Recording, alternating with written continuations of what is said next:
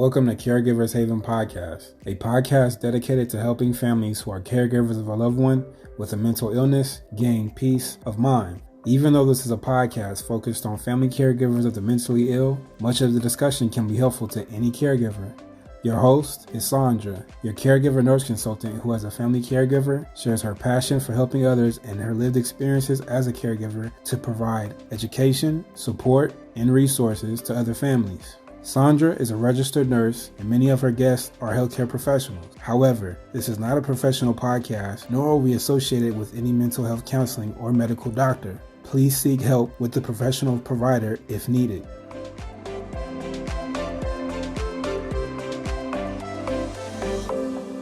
Caregivers, how are you? So glad to be here again. And today we're continuing with our back to the basics of self-care theme with Nicole. I'm here with Nicole, and today we're going to talk about the emotional and mental side of self-care.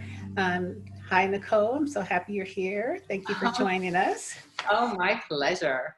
I love talking about self-care. Yeah, she's awesome. So Nicole and I met, we were both speakers at a family caregiver conference, and she's just so calm and gentle in her talking and so knowledgeable about self-care. You guys are going to enjoy it. So I'm going to read her bio real quick so you'll get to know her as well. Her name is Nicole Dawes. Did I say that right? Pronounce that right? Dawes.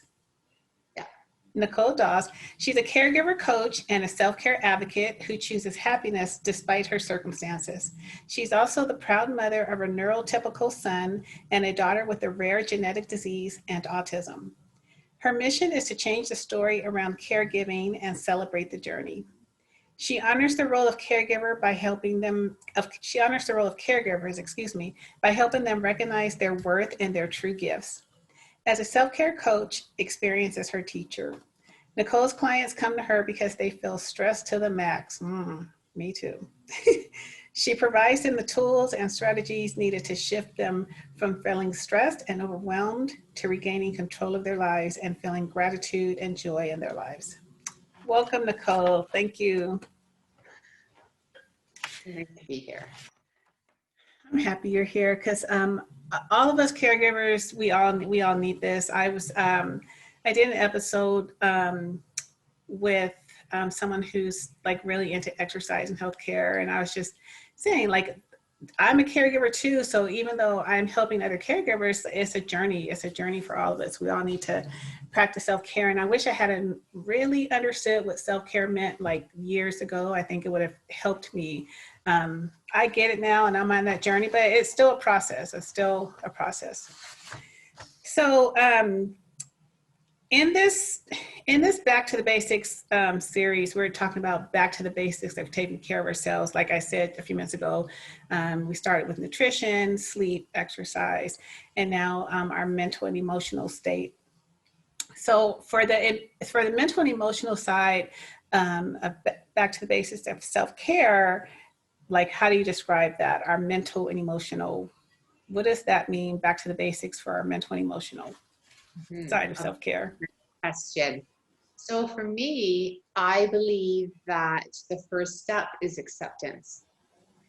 And I really want to explain that acceptance isn't linear, where it's you kind of accept, or you believe you've reached acceptance and then you check the box and then you're kind of good, because there's certainly ebbs and flows to the caregiver journey. So I really want everyone to appreciate that. But for me, it was really about accepting, oh my goodness, my life will not be how I planned it. My relationship with my daughter isn't quite exactly how I envision it. You know, when you're well, for me, I was nursing and I was envisioning, coaching her in volleyball and her walking down the aisle and traveling, and all those wonderful things we do. And so for me, it was really accepting that, oh, okay, this way forward will look very different. And I need to put all of those other projections and dreams and, feelings kind of to bed. Allow myself to feel them. And then that's kind of the link, is when we allow ourselves to accept at least where we're at in the moment, it then allows us to feel the emotions that are coming up. Because at the beginning, I was in denial. that, oh my goodness, this is too much. Like, no. One day my daughter's just going to wake up and she's going to talk and she's going to walk and she's going to know how to, brush her teeth. And that denial then didn't allow me to feel anything around that experience. And so from a mental perspective, I think that's so key. But part of that is to reassure caregivers that it's normal to feel these emotions. For me, I felt a lot of shame. I thought I was being punished for my previous misdeeds, which sounds kind of horrible now that I say it out loud. But I think it's just so much. We're trying to make sense of something that we'll never truly understand. And there's a finite number of emotions, so it makes sense we're going to feel all of them: the anger, the resentment, the fear, the worry. And so as scary as it is to feel them, that's actually part of the pathway to healing and being, feeling better mentally and also physically. Because when we deny those emotions, then we just kind of bury them and store them, and long term, that's not healthy. True, I agree, and I think it's not a I'm in this emotional state and I'm done with that, and now I'm here and I'm done with that. And so I'm the family caregiver of someone with mental illness, and NAMI, the National Association of Mental Illness, some of the classes that I've gone to, they have a little chart with the emotional stages, and it's crisis, coping, and advocacy. And I feel like I'm in advocacy, which is why I have this podcast and this platform, because I want to help other people. But I'm not always like just in advocacy. There are times when I've had, things have happened and I jump back into the crisis state. There are times when I'm coping, and, I'm still coping with some stuff, but I'm still advocating. So it's not like this finite, okay, I felt, over here, I was feeling sad, or I feel like I couldn't cope with something, and now I'm over here. I'm finding that it can kind of jump around. However, because I have, I don't want to say mastered, because it's not mastered, because again, it's changing, but because I'm in acceptance, I'm able to jump around with my emotions and still handle it. And it took me a long time for acceptance. I'm a registered nurse, and I knew what the diagnosis was and I knew what it meant, but I was still like, oh no, well, even though the doctor said this can happen, or even, I was still there. But acceptance is huge because it helps you to move forward. But sometimes it doesn't happen, like for a really, really long time for some people. So. And I just like to add to that is part of for me, the acceptance, and I agree wholeheartedly with what you're saying, but is the self-awareness. So for example, at the beginning of my caregiver journey, I had tricked myself into thinking things will get easier as my daughter gets older. Mm-hmm. That's how I could kind of manage, accept where I was at the moment. And then she got older, and then I was like, holy crap. Oh, no. Things aren't getting easier because she's getting bigger and stronger, and she's just hit puberty. And so I kind of regressed a little on the acceptance. I'm like, there's more. But because I had that self-awareness, then that helped me allow, okay, these are a lot of emotions that are coming. And then I thought I had dealt with this. Uh-oh. And so they're kind of this, as you said, they're all interconnected, that as long as we can, and I don't know, I want to just say, keep the gateways of everything open, and knowing that it is a journey and that there's going to be bumps in the road, but at the end of the day, it will all work out. That's my mantra. And I think for me, just understanding that it's a journey has been helpful. And with that, and what I mean by that, I have learned with my caregiving, but also just with my own health, is I literally, you used to say, take things day by day. And I have learned to take it moment by moment. And keeping my mind thinking like that I'm taking this moment by moment, has been huge, because when you're a caregiver, things, I mean, just in life, things literally can change moment by moment. And so instead of me saying day by day, that was, for me, that was too big of a chunk. And so now I do it moment by moment. And it has helped my life, like, you know, tremendously. So what does self-care mean to you?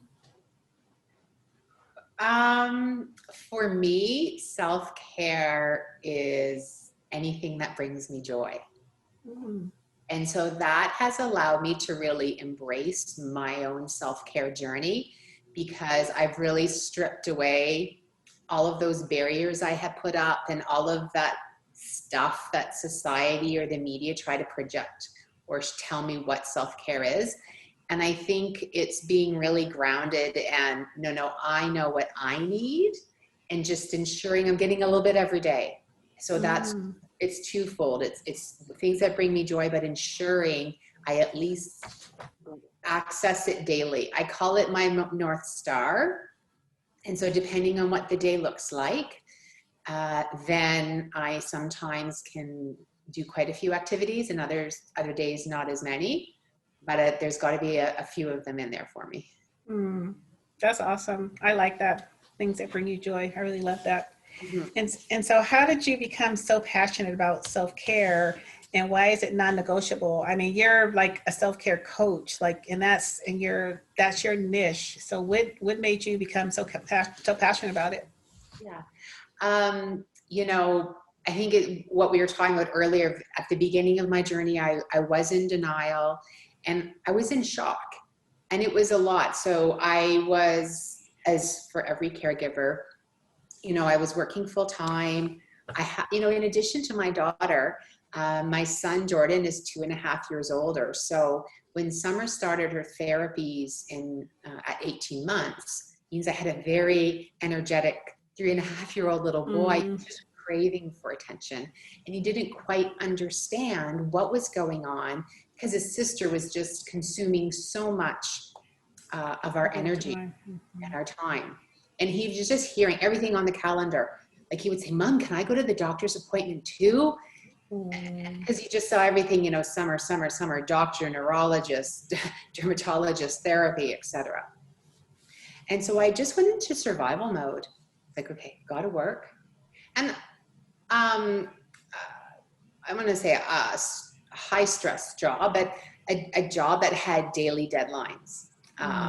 And so, you know, it's okay, went to work, make sure that's done, you know, run the household, etc. But after about 4 or 5 years, my body was really letting me know that it was unsustainable.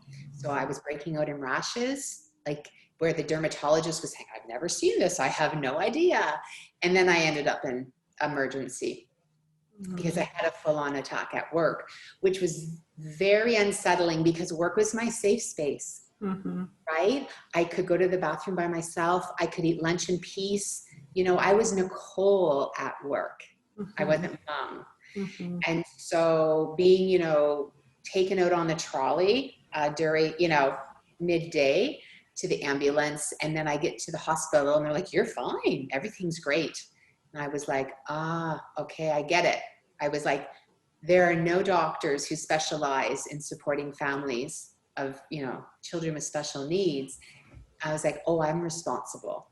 It's up to me. And at first I resisted it, right? I was like, oh, great, one more thing. I have to take care of myself. So I think it was really coming to that, you know, my body has sent me many warnings. It's very clear that I am responsible. And so what I did is I started making small changes and I started feeling better. It's like seeing the results right away. Like, as anyone who loves being active, you know, as hard it is can either to go for a run or go to the gym, you feel better after you do it. And then you usually sleep better. And so those are the small things I started to do. And then I just started doing more and more. And then I realized that there were other caregivers who were looking for that, who needed that support. And that's kind of how I've fallen in love with it. And I just, love talking about it and breaking it down, you know, as I said, because for me, I've removed all the barriers. And then it allows me to then share my perspective with other caregivers and allow them to see self-care in a different light. Mm-hmm. So it's interesting that you said you had to decide on your own to get some help. So the doctors would not help you. Did anyone ever suggest therapy for you or any other kind of care? Or did you really have to do all of this by yourself? Okay, that's actually a great question. You just reminded me. I did go to a retreat for parents, and there was a session on self-care, and there was this lady with a PhD and all the letters behind her name, and she gave us a 26-page deck. Now, communications is my background, so I'm going to say that I'm biased. I'm like, number one, you don't do 26-page decks. But then secondly, I was like, this isn't what we need. She doesn't get it. So I think that was also the aha. I'm like, I don't need a PhD behind my name to share what's worked for me. And that's why in my bio, I share experience as my teacher. So I'm not saying this is the only way. I'm saying this is what's worked for me. So yes, I've worked with mentors, I've worked with different coaches, and I've taken the bits and pieces that I like and that work for a caregiver. And then I've just made them my own and packaged them that in a way that I believe would be most supportive for caregivers. Mm-hmm. And it's not a deck. Right. So I'm writing a book, and I actually have that in there because, so I've seen it from both sides, right? I've been the healthcare provider where I'm giving discharge instructions to someone. And now I've been on the other side where I was giving discharge instructions when my family member was discharged from the hospital. And when you said that 26-page deck, I thought about it because I'm like, they literally handed me like a stack of just a big giant stack of papers, and I'm just standing there like, what am I supposed to do with that? Like, because when someone is ill, whether they've had a stroke or they've had a heart attack or they're in there for mental illness, you're stressed, you're in crisis mode. You have to bring this family member home and now take care of them. And you're giving me the stack of papers that I don't have time to read right now. I need something like with some quick step-by-steps. I don't need, like you just said, a 26-page deck. I don't need a big giant stack of papers. I was helping a family member a few weeks ago, and they were saying when they first came home, the after visit summary, she goes, I don't even know what happened to it. Like, we got sent home with so much stuff. Like, I didn't have time to read it that day. And then by the time I did have time to read it, I didn't even know where it was. And so it's not helpful. So it's been interesting because I'm on the side where I'm giving all this stack of papers and I'm giving this after visit summary. Now, a little bit of difference. So I'm a neonatal ICU nurse, or I was before I retired. And we started discharge teaching way before discharge. And so we gave the family members things in increments. But on the day of discharge, we still did give like a big stack of stuff. And that's not what people need. People need something and bite-sized pieces that will help them when they first get home. Yes, and then actually another example, this just happened a few weeks ago. I was giving a talk to a group of about 30 or 40 people, and one of the people said, can you answer this question for me? I went to a mental health workshop, and I asked this question to the psychologist, and she didn't have an answer for me. And then she asked me the question, and I was like, oh yeah, this is what I do, ABC. And I share that in like theory only. It's no disrespect to people. It's not the point. It's just I feel it's just so important from a community perspective of, kind of what is your training? And this training is, I live this daily. And for the last 12 years, I've been a caregiver. And for the last 7, I've focused on self-care. And I feel really good where I'm at right now. Again, good days and bad days. But don't worry. I'm also working with a coach. And this is how I explain it to people, is we're all on different we're all at different stages of the path or the journey, or some people, I have a friend who calls it a roller coaster. And so you just, you look forward and you get tips and you take information and then you apply it or you use it. And then you just turn around and you're like, here, I'm going to share what's worked for me. And then that's kind of the beauty of life. And so I always say I'm both a student and teacher. Right. And I I agree with that. And I think our family is a big example because we actually have several family members, like on both sides of our family, who have mental illness. And my husband is a therapist and I'm an RN. And you would think, oh, they have it all together. They know everything. But we have learned a lot more taking care of people than a book could ever teach us. You know, it's the experience is where you really, really learn. And even in nursing, like, I mean, you go to nursing school for all those years, but it's not until you're out on the floor actually doing and implementing what you learn that you really understand. And I think when you were talking just now, it reminded me, I remember when I was really young, I had a friend who went to a Lamaze class. And it's still, I can still see her telling this story, and it's still funny to this day. But she was a few years older than me because I wasn't married or had kids or anything yet. But she went to Lamaze class, and she came and she was saying, I packed my stuff up in the middle of that class and I walked out. And I was like, why? Like, what happened? And, you know, back then, like, everyone was taking my Lamaze and everyone loved it and they were all excited. And she said it was because the instructor had never had a baby before. And she said, how am I going to listen to you? And you haven't even been through what you're telling me that I'm going to go through. And so as a nurse, like, at first I was kind of like, but we kind of do that a lot. Like, we learn and then we teach. But I can understand how she felt. It's just like you're saying, the lived experience is really good experience.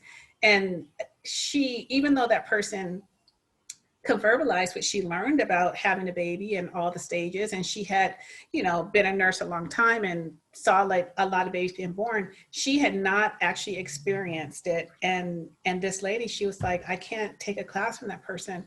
So I agree. I'm still laughing at that story. Because I've had people ask me, so what's it like, you know, delivering? Because I was 2 all natural births. It was just something that I wanted to do. Like, again, who does? But I was like, oh, you can't tell them the truth, Nicole. I was just kind of like, so I was just like, it will just take you to inner strengths you did not even know. Like, I didn't tell them about the tearing, you know what I mean? All that stuff.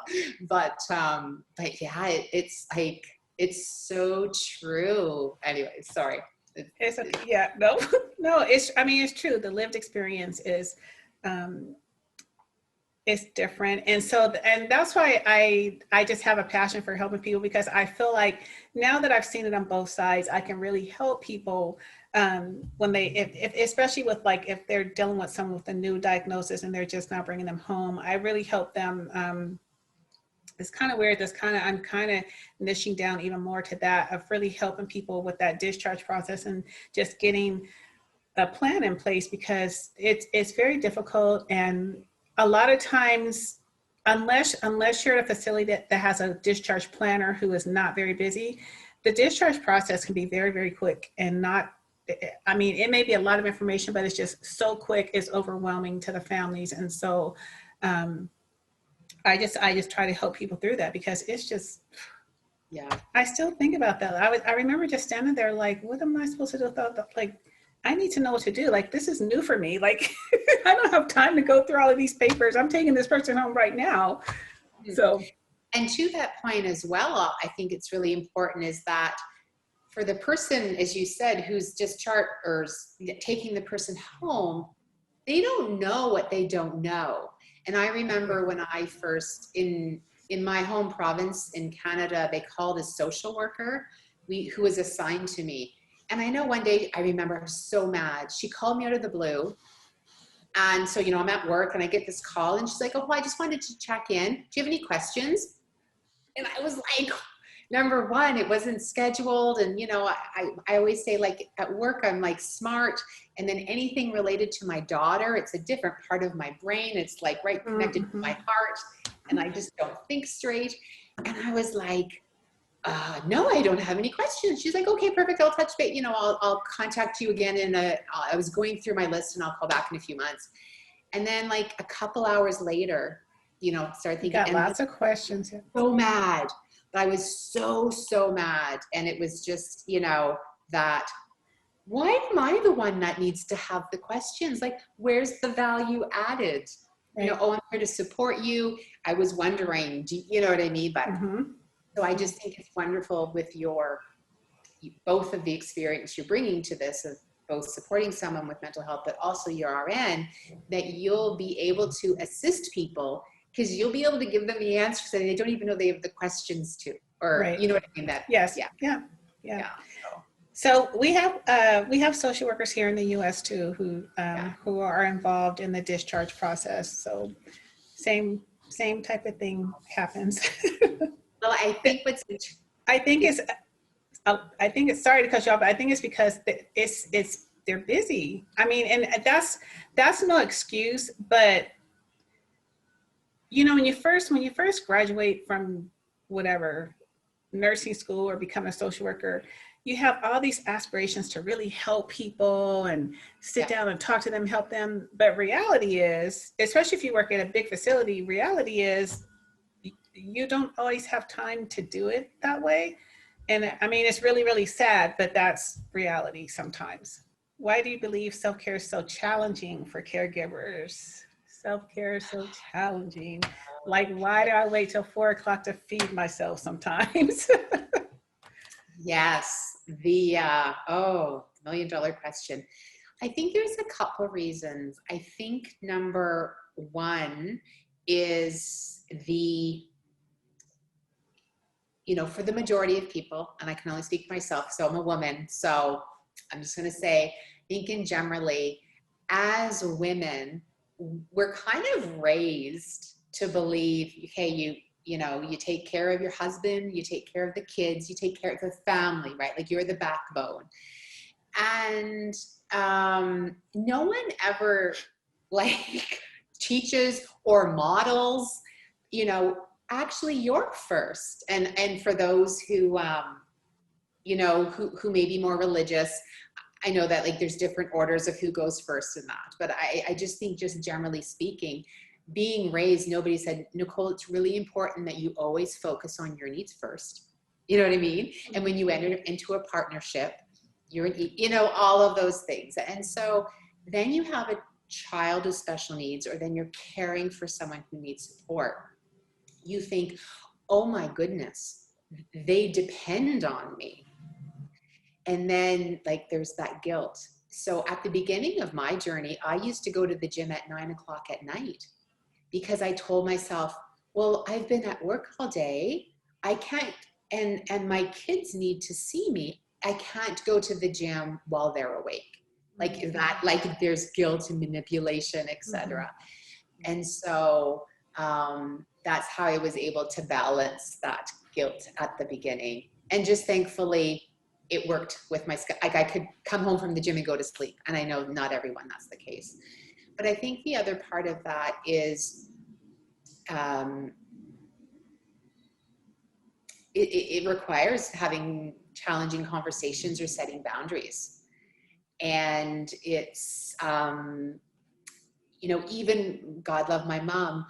I know my first girls' weekend, she said, well, aren't you lucky you get to go away and, your husband will stay home and watch the kids? And this is a woman who raised me to be independent. And I was like, I'm lucky? Excuse me?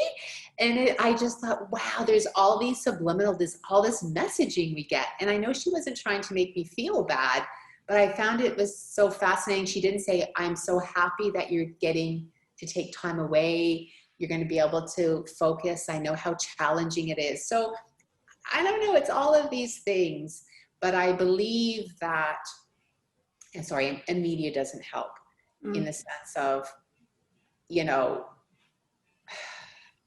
it's more than a pedicure and a manicure or going to the spa or spending money. And I think that's part of it. You don't need to spend money and you don't need to leave the house in order to do self-care activities. And I think that's one of the biggest reasons.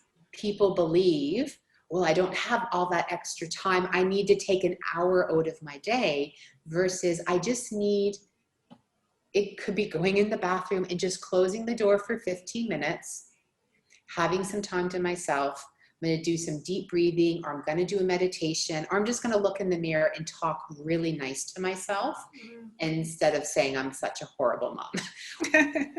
Those sort of things, I think, are kind of all come together to make it really challenging for caregivers to take time without guilt, and so that they can enjoy the time they do take to do something that, that brings them joy. Yeah.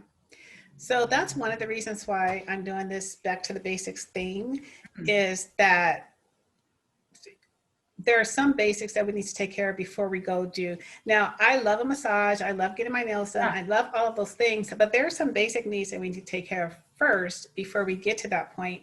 Because if you're not eating properly, or you're having insomnia, or, you're not exercising so that you can calm down a little bit, you're never going to truly enjoy those things.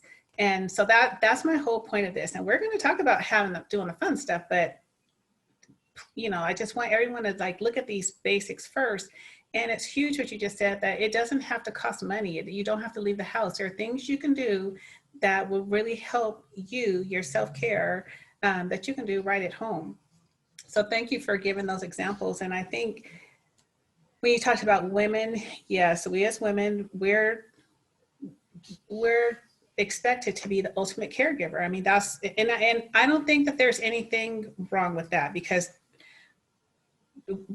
we just don't know. And what I mean wrong with that is that I'm not saying that we were all taught the wrong way on purpose. We just didn't know, right? We just didn't know that we should take care of ourselves. And I think for a lot of people, for those who have flown on a plane, the first time they probably ever learned about self-care is when they talk about putting the oxygen mask on themselves first. A lot of people oh yeah, put it on me first so that I can take care of them.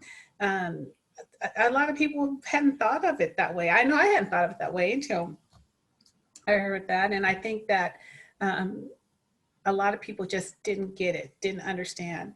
And then when one of my friends, I've talked about this on a couple of podcasts before, we were talking one day and she was talking about there's a scripture in the Bible that says, love your neighbor as you love yourself. And she was saying that a lot of times people forget about the second part.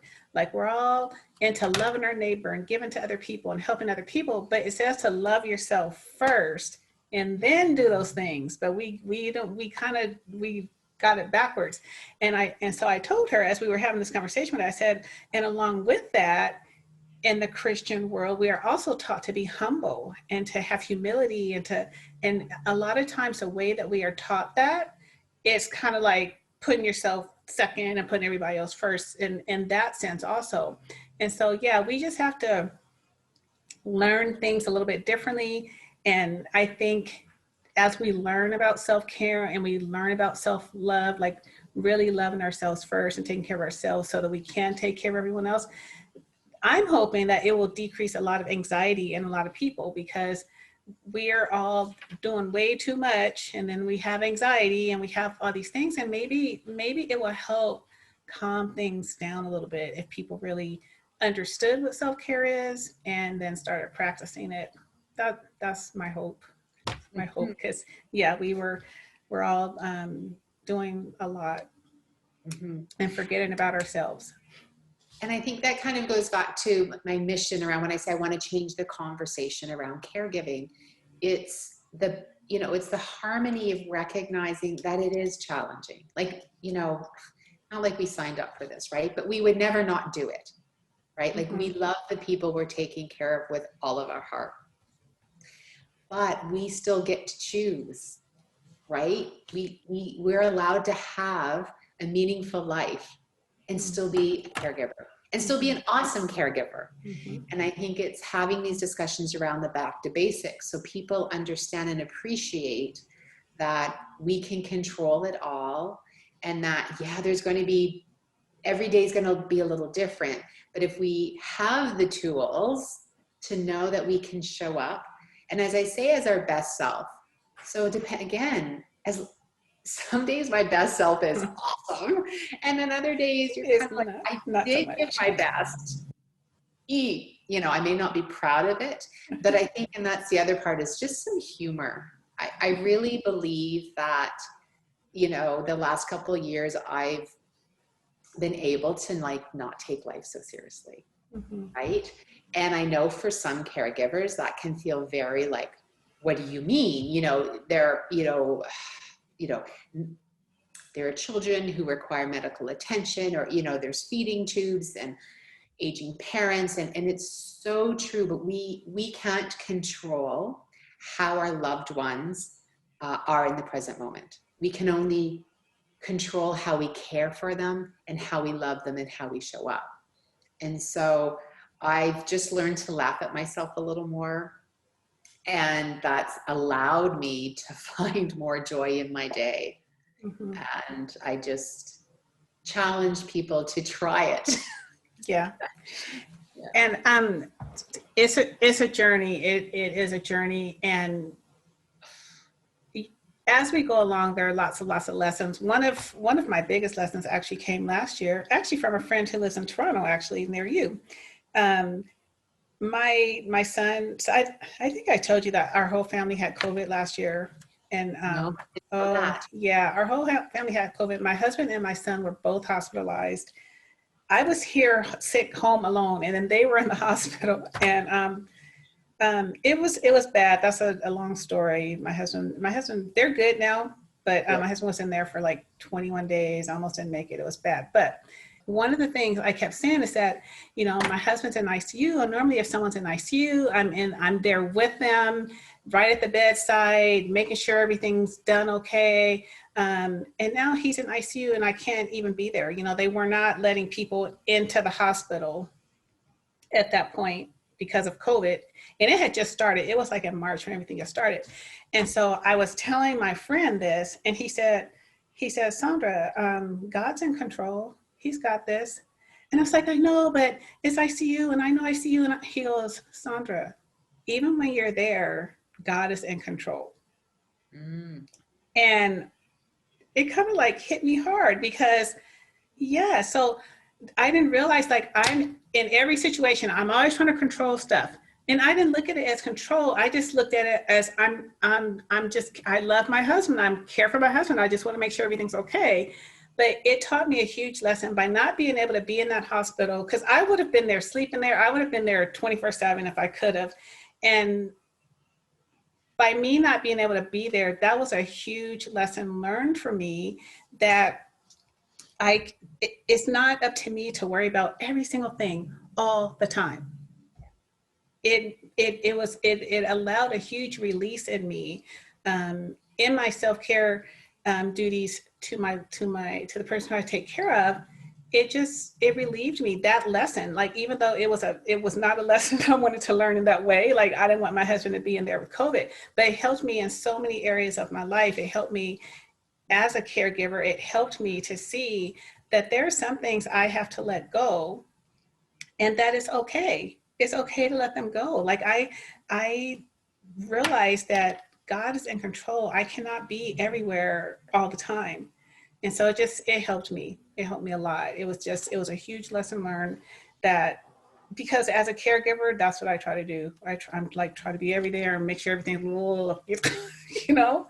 and then that's when I stopped practicing self-care, because I'm so busy trying to make sure every single thing is okay.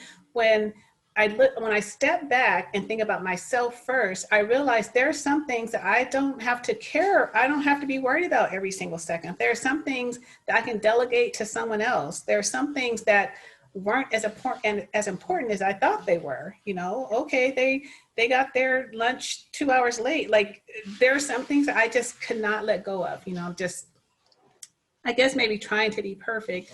And that taught me that God is in control, and I don't have to be God. I don't have to try to fix every single solitary thing. And it's okay if I want to go for a walk by myself. it's okay if I want to go to the beach 5 days in a row. You know, it's just, I had to learn that. It was not easy. Oh no, I like my control, and I totally appreciate that. And so, I mean, for me, it's just like really honoring, like, good for you, because that's so huge. It goes back to the awareness. I think anytime we can become aware of like, oh, I'm really trying to control this, or I'm spending so much energy trying to control the situation that I have no control over. Cole, can you just like release it? And sometimes like having those conversations with yourself is so important. And you kind of, again, you just laugh at yourself like, uh-oh, there you go again, Nicole, trying to control.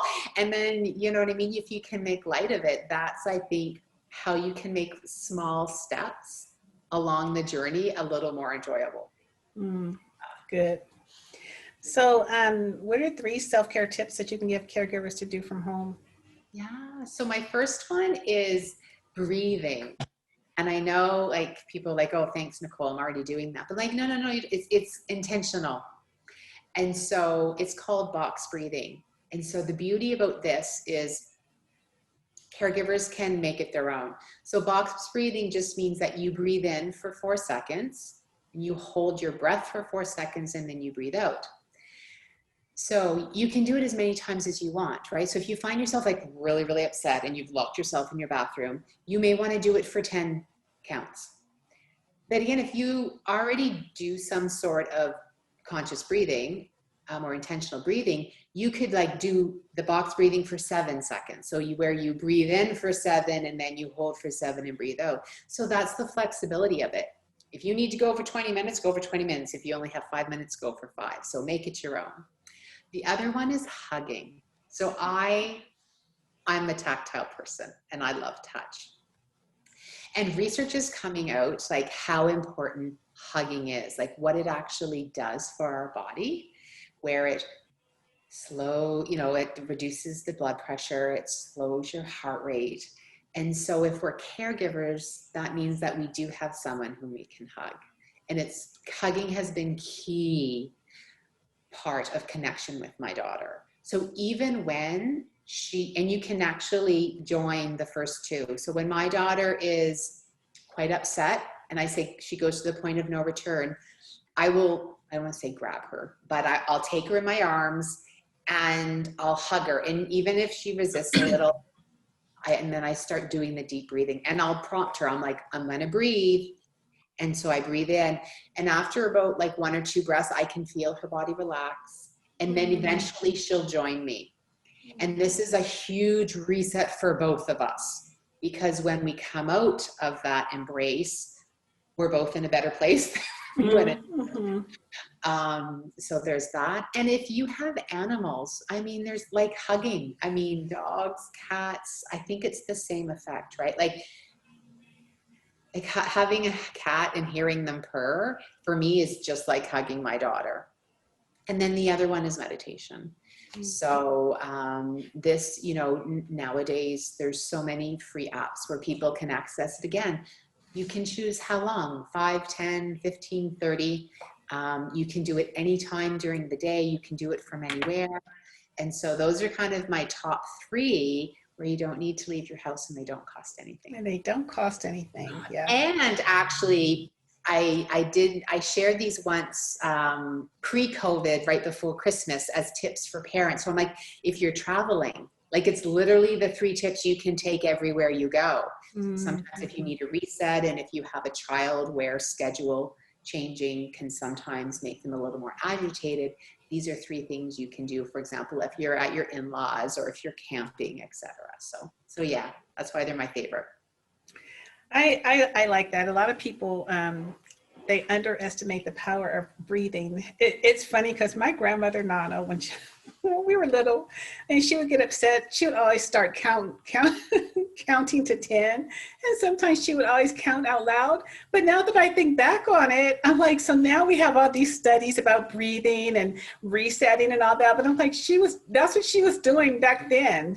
She was calming herself down. But And sometimes she would say 1, 2, 3, 4, 5, and 5 is 10. Sometimes she would do that, but it was so funny now that I think about it. I'm like, oh, like she's been doing breathing and meditation a long time ago. Mm-hmm. But yeah, Sure. that's, that's really, really important, that it's something you could do from home. You can do away from home, and it doesn't cost any money. And I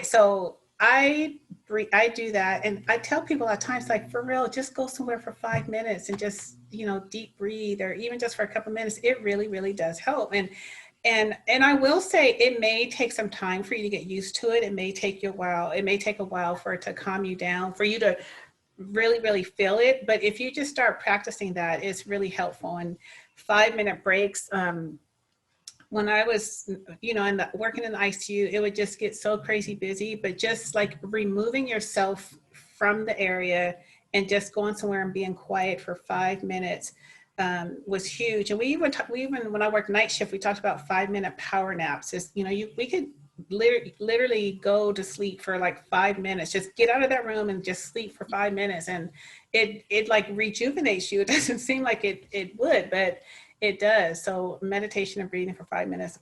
I'm a huggy person. I love hugging. And actually one time I was kind of taken aback. This was years ago. There's a nurse, and she was crying about something, and I hugged her. And when I hugged her, I felt her stiffen up. And I was like, oh, I'm so sorry. Like, I didn't mean to invade your space. And she was like, no, it's okay. Just keep hugging me. And so I was like, I kept hugging her, and we were done. I was like, I'm so sorry. Like, what happened? And she told me that when she grew up, she never got hugged. She said that her parents they did not hug her, but she had children. And she said, and so now my kids are always like hugging me, and they're all over me. And she goes, I'm trying to get used to it. And that's why I asked you to keep hugging me. Wow. And so I thought about that just now. Sorry, when you're talking about hugging, I love hugging. I love, I don't know. I really do think it helps. One time I did it, and it probably wasn't smart, but I was on my way to work one day, and I got off the elevator, and there was this, oh my gosh, there was this guy who I didn't know, a complete stranger, and he was yelling and screaming and crying, and he had kicked over the trash can, and he was kicking the wall. And I just like, hey, what's going on? And I just grabbed him. I didn't know what was going on. It was probably not the best idea to do that, but I just grabbed him and I hugged him, and I was like, what is going on? And I could feel his heart. When I grabbed him, I could just feel his heart pounding. And he's like, my baby, my baby. So to this day, I don't know what had happened, but because I worked in NICU, and the NICU and labor and delivery departments were right together. He goes, my baby, my baby. And I was like, it's okay. And I said, would you like for me to pray for you? And he goes, please. And I just, this whole time we're hugging, me and this complete stranger. And I just started praying for him, and I can feel his heart rate like decreasing. And, but I just, hugging, like just helping someone, just holding them and helping them. I think it's really huge, unless, you don't know the person, or unless the person doesn't like it, of course. But I don't know, that's just naturally my go-to. I love hugging people. Yeah, I mean, for me, like those who are very close to me, and for my son, it's become part of our routine. Like, he knows, like, non-negotiable. Wake up in the morning, he comes downstairs, gets a hug at night. And, you get to that place where I used to get like a hug before I went to school, but I mean, now he's almost 15, like, he's cool. But like, I'm like, I'm your mom. Like, there are some things that are non-negotiable. So of course, behind closed doors. But I'm sure, I think he secretly loves it as well. Yeah. So. Just not in front of the friends. Yeah. So what are your rules of engagement when supporting caregivers? Oh, so for me, it's meeting them where they're at. And so it's creating a space where people feel safe to share where they're at. And, my philosophies around self-care are: there's no right or wrong, there's no judgment, and there's no comparison. So, going back to the cat example, for me, part of my daily self-care routine is cuddling with my cat. Well, if you're allergic to cats, of course I wouldn't expect you to do that. And I know it's a funny example, but it proves the point of you can't compare. like the range of activities that can bring someone joy is so huge. It was like, all you have to do is focus on yourself. And so that's kind of when I work with someone, it's almost like helping them unearth. It's like, remember before you were a caregiver, like what did you do for fun? Like what lights you up? And it's helping them, you know, it's almost like dream again. Like, what would you love to do, but you tell yourself that you can't, etc. So those are the things that I really, and then work with their mindset, like switching that from the I can't to how can I, and then really, you know, helping them look at their future in a different light as well. I think that's really important. Yeah, and I think we just said meeting them where they are and asking them what did they do before they were a caregiver. That's huge. I went to, I think it was maybe 2 years ago, I went to a workshop and we had to, one of the questions was, where do you like to shop? And where do you, I don't know, all these things. And I could not answer them. I was like, well, I know where my husband likes to shop. I know what style of clothes my kids like. Like, I knew the questions they were asking us, I knew everything about them, but like over the years, I have forgotten about me. Like, what do I like? Where do I like to shop? Or what do I like to do for fun? And it was just eye-opening for me that I could not answer those questions. Like I had to, not that I couldn't answer, but I had to think really, really hard about me. And I'm with me every day, all day. Like, how could I not answer the questions about me? But again, I think it's very common for that to happen to caregivers. I think a lot of us go through that, and we have to do better. We have to practice this self-care stuff that you're talking about. Yeah, I love everything that we've talked about. What I love about it is that it's so simple. Like anyone can do it. They are just very simple things that anyone can do. Anyone can start practicing as they're on their self-care journey. And I think it's going to be very helpful for people because we get so caught up in our day-to-day chores and activities and lists that we forget about the simple things. Sometimes we forget. I mean, how hard is it to, you know, sit and breathe for 5 minutes, you know? But we either don't know that it can help us, or we knew about it at one part in our life and we forgot about it.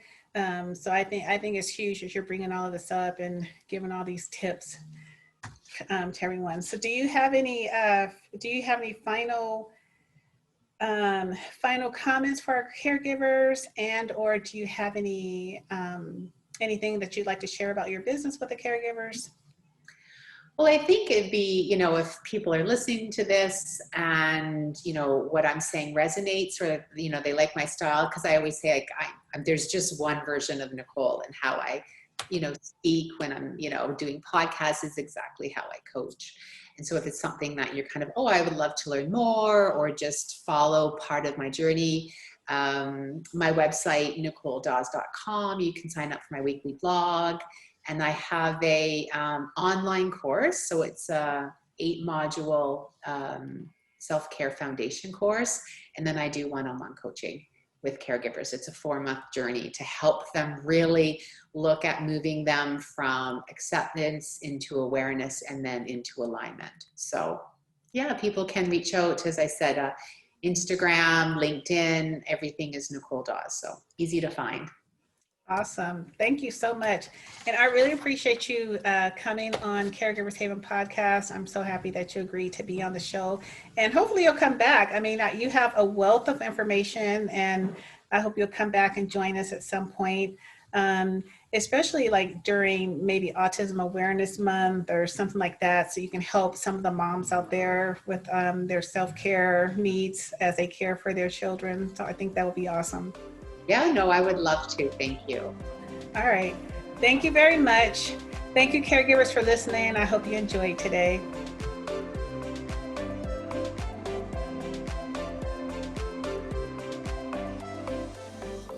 You can find Sandra on Instagram, Facebook, and YouTube at Caregivers Haven.